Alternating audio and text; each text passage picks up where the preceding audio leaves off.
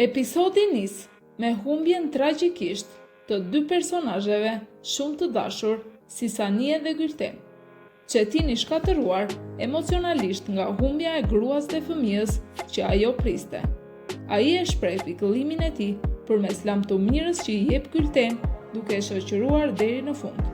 Nga ana tjetër, Gafur kalon një periudhë të gjatë prengosjeje, pasi ai mbeti i vetëm me vajzën e tij Uzum, ku përballë saj përpiqet të mos e tregojë dhimbjen. Züleyha shkon në varrezat e dy shoqeve të saj për t'u dhënë lamtumirën e fundit.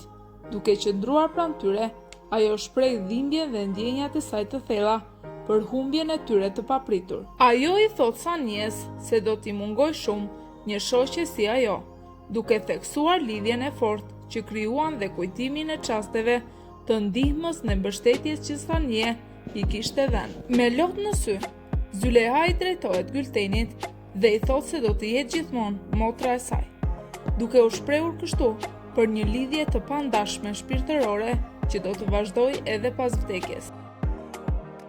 Uzum i sjell pulovrën e Sanies Gafurit, duke i thënë atij se pulovra ka ende aromën e nënës së saj, duke i treguar se kujtimi i saj është ende i pranishëm dhe mbas humbjes. Mehmet shpreh zhgënjimin e tij dhe i kërkon një përgjigje të qartë Züleyhas se pse ajo ka vendosur të largohet nga ai. Ai dëshiron të di arsyet që e çuan në këtë vendim dhe shpreson që Züleyha t'i jap një mundësi.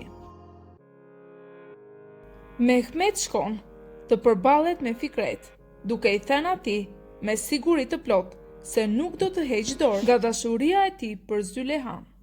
Ai është i vendosur të luftoj për të dhe të mos lejoj asgjë që të ndikojë në marrëdhënien e tyre.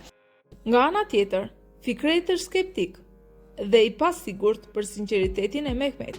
Ai mendon se Mehmet po e përdor dashurinë e Züleyhas për qëllime të tjera. Hashmet Çolak dhe Vahap bëjnë një deklaratë të fortë për punojësit, duke u thënë atyre se ata duhet i përgjigjen vetëm kërkesave të Çolak dhe të punojnë për të. Pas kundërshtimit të punëtorëve, Çolak nuk e pranon dot mosbindjen ndaj tij dhe vendos të përdor forcën për të shtypur çdo përpjekje për rebelim. Shkatrimi i banesave të punëtorëve është një mënyrë e qartë për të dërguar një mesazh për punojësit dhe banorët e tjerë të qytetit, ose ata do t'i binden atij, përndryshe do të përballen me pasoja të rënda. Pas shkatërimit të banesave të punëtorëve, Mehmet dhe Fikret, të zemëruar nga veprimet brutale të Çolak, vendosin të reagojnë duke vepruar njësoj. Ata shkojnë në territorin e Çolak dhe shkatërrojnë vendin e tij si akmarrje për veprimet e tij të dhunshme. Me ndihmën e Abdulkadir, Betyr dhe Shermin arrin të rikthehen në banesën e tyre pas një periudhe të vështirë që përjetuan. Lutfie e befasuar nga rikthimi i Betyr dhe Shermin në banesën e tyre, në këtë moment Abdulkadir ka një reagim kërcënues ndaj Lutfies.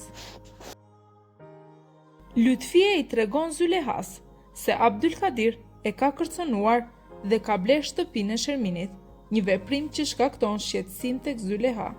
Gjatë bisedës midis tyre, Lutfie i thot Züleyhas se Abdulkadir është i lidhur me vrasjen e Ali Rahmet. Ky informacion e trondit Züleyhan. Fikret, i cili gjithashtu është pranë dhe dëgjon këtë bisedë, tronditet nga lajmi që mëson, pasi Ali Rahmet ka qenë xhaxhai që ai e respektonte shumë. Fikret, i zemëruar, është i vendosur të marrë hak për vdekjen e xhaxhait të tij dhe për të ndëshkuar Abdulkadirin për krimin që ai ka kryer.